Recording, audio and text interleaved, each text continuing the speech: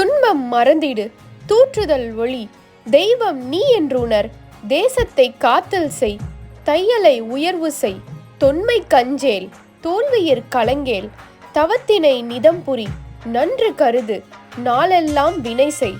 மகாகவி Bharathiyar. Hello everyone, இன்னைக்கு நம்ம பார்க்க போகிற ரெசிபி இட்லி பொடி. ஃபஸ்ட்டு ட்ரை ரோஸ்ட் பண்ணிக்கலாம். அதுக்கு ஒரு பேனில் 1/2 டேபிள் ஸ்பூன் மிளகு, 1 டீஸ்பூன் சீரகம், இது ரெண்டுத்தையும் லோ ஃப்ளேமில் சீரகத்தோட கலர் ஸ்லைட்டாக சேஞ்ச் பண்ணுற வரைக்கும் ரோஸ்ட் பண்ணிக்கலாம். ரோஸ்ட் பண்ணிவிட்டு அதை ஒரு பிளேட்டில் ட்ரான்ஸ்ஃபர் பண்ணிக்கலாம். இப்போ பார்த்தீங்கன்னா தெரியும், சீரகத்தோட கலர் ஸ்லைட்டாக தான் சேஞ்ச் ஆகிருக்கு. இதுதான் கரெக்டான ஸ்டேஜ். அடுத்ததாக 2 டேபிள் ஸ்பூன் கருப்பு எள்ளு. கருப்பு எள்ளு இல்லைன்னா வெள்ளை எள்ளு கூட சேர்த்துக்கலாம். எள்ளு போட்ட உடனே பேன் சூடாக இருக்கிறதுனால அது அப்படியே வெடிக்கும். தட் மீன்ஸ் இது பாப் ஆகும். ஸோ ரொம்ப கேர்ஃபுல்லாக எள்ளை வறுக்கணும். ரொம்ப நேரம் விட்டிங்கன்னா எள்ளு ஓவர் குக் ஆகிட்டு பொடியோட டேஸ்ட்டே மாறிடும். அதனால இதை 1 or 2 minutes தான் லோ ஃப்ளேமில் வறுத்துட்டு இம்மீடியட்டாக அதை பிளேட்டுக்கு ட்ரான்ஸ்ஃபர் பண்ணிடுங்க. அடுத்ததாக அதே பேனில் 1/2 டீஸ்பூன் நல்லெண்ணெய், இல்லைன்னா நீங்கள் நார்மல் குக்கிங் ஆயில் கூட ஊற்றிக்கலாம். எண்ணெய் கொஞ்சம் சூடானதுக்கு அப்புறமா 1 கப் கருப்பு உளுந்து சேர்த்துக்கிறேன். மேக்ஸிமம் இந்த பொடியை கருப்பு உளுந்தில் செய்கிறதே நல்லது, ஏன்னா இது போனுக்கு ரொம்ப ரொம்ப நல்லது. உளுந்தை சேர்த்ததுக்கு அப்புறமா லோ ஃப்ளேமில் வச்சுட்டு லைட் கோல்டன் ப்ரௌன் கலர் வர வரைக்கும் அதை வறுத்துட்டே இருக்கணும். இப்போ பார்த்தீங்கன்னா தெரியும், உளுந்தை பர்ஃபெக்டாக வறுத்தாச்சு. இதுதான் கரெக்டான ஸ்டேஜ். உளுந்தை ரொம்ப கேர்ஃபுல்லாக வறுக்கணும். ரொம்ப வறுபட்டுருச்சுன்னா பொடி கசக்க ஆரம்பிச்சிடும். பிளேட்டில் ட்ரான்ஸ்ஃபர் பண்ணி வச்சுக்கலாம்.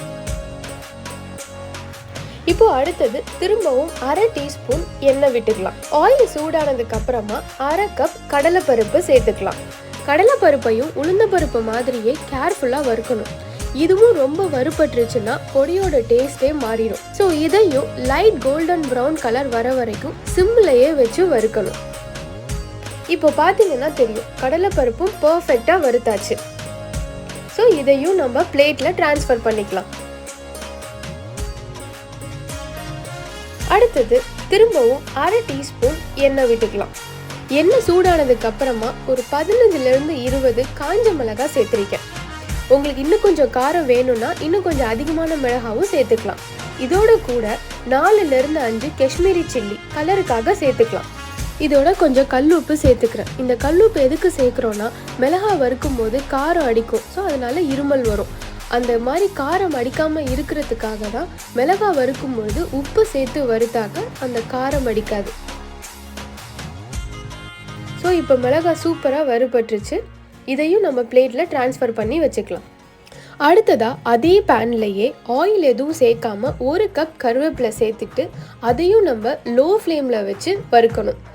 இதோட கரெக்டான ஸ்டேஜ் என்னன்னா, நம்ம வறுத்ததுக்கு அப்புறமா கருவேப்பிலையை எடுத்து கையில் க்ரஷ் பண்ணும் பொழுது க்ரன்ச்சியாக க்ரஷ் ஆகணும். கருவேப்பிலையும் வறுத்தாச்சு. அதையும் இப்போ நம்ம பிளேட்டுக்கு ட்ரான்ஸ்ஃபர் பண்ணிக்கலாம். அடுத்ததாக 1 டீஸ்பூன் எண்ணெய் விட்டுட்டு 6 to 7 பூண்டு இடிச்சிட்டு அதை சேர்த்துக்கலாம். ஸ்கின்னோடையே சேர்த்துக்கலாம், நல்லாவே ஃப்ளேவர் கொடுக்கும். இதையும் லோ ஃப்ளேமில் கொஞ்சம் அதோட கலர் சேஞ்ச் ஆகுற வரைக்கும் வறுத்துட்டு அதையும் ஒரு பிளேட்டுக்கு ட்ரான்ஸ்ஃபர் பண்ணிடலாம். அடுத்ததாக ஒரு தடுக்கா பேன் எடுத்துக்கோங்க.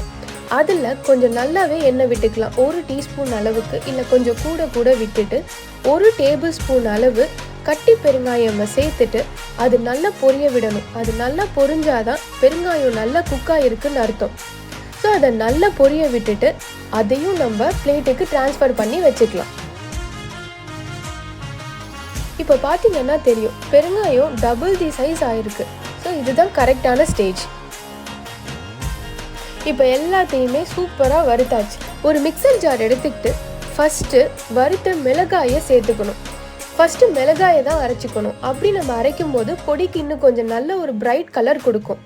ஸோ அதை லைட்டாக ஒரு 2-3 தடவை பல்ஸ் கொடுத்து அரைச்சிட்டு வறுத்து வச்ச மற்ற இன்க்ரீடியன்ட்ஸையும் அதோட உப்பும் சேர்த்துட்டு கோர்ஸான பவுடரை அரைச்சிக்கோங்க. அதே மாதிரி பொடி அரைக்கும் போது அப்பப்போ மிக்சியை ஆஃப் பண்ணிவிட்டு எந்த மாதிரியான ஸ்டேஜில் இருக்குன்னு பார்த்துக்கிட்டு அரைக்கிறது நல்லது. ஒரே கோலையை அரைச்சிட்டா பொடி ரொம்ப நைஸாக கிரைண்ட் ஆயிரும். இப்போ பார்த்தீங்கன்னா தெரியும், பொடி கரெக்டாக நல்ல கோர்ஸாகவே கிரைண்ட் ஆகிருக்கு. நல்ல சூடான இட்லி, இப்போ அரைச்ச இட்லி பொடியை கொஞ்சம் நல்லெண்ணெய் விட்டு சாப்பிட்டோன்னா எத்தனை இட்லி சாப்பிட்றோன்னே தெரியாது. அந்த அளவுக்கு இட்லியும் பொடியும் அவ்வளோ டேஸ்ட்டாக இருக்கும். பொடி இட்லியாக செஞ்சு சாப்பிட்லாம், தோசையோடவும் சாப்பிட்லாம்.